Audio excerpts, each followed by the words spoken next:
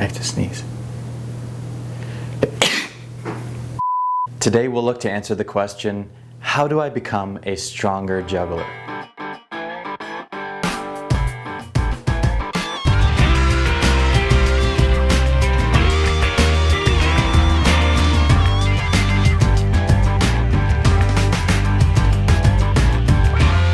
Welcome to our 5th episode for Juggling Mental Health.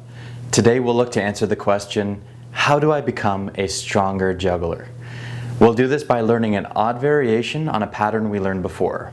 Practicing this variation will help us improve our transitions, and using exercises like this one will also help improve our juggling overall. Let's start by checking in. Let's put our feet about shoulder width apart, long in our spine, and let our breath drop. Let your breath drop all the way deep into your stomach. So let's start out with our regular 3-ball cascade. Remember, in this one we're throwing each of the balls underneath, like that. Now once you're comfortable, we're going to be sending a ball over top. Whoops. We're going to be sending a ball over top like that. And we're going to keep sending it over top. Let's take a look at it in slow motion. In this pattern, we send the blue ball over top as if we're starting the reverse cascade, but then follow up with another 2 catches throwing underneath. This sends the blue ball over top of the pattern back and forth. Alright, so now we're going to put the pattern together. Are you ready? So let's start out with our regular 3-ball cascade, going underneath, and when the blue ball reaches our right hand, we're going to keep sending it over top of the pattern.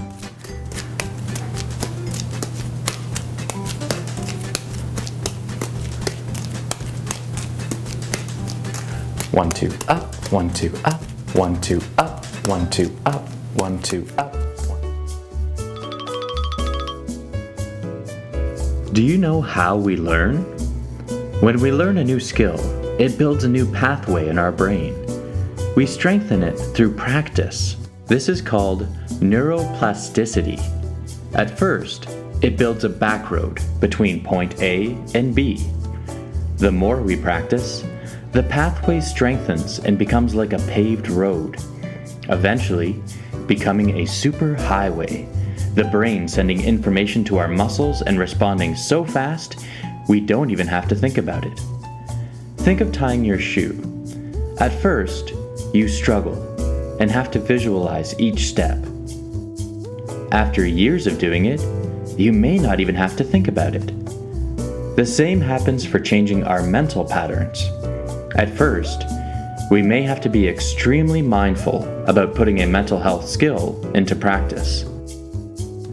Eventually, it can start to feel almost like habit.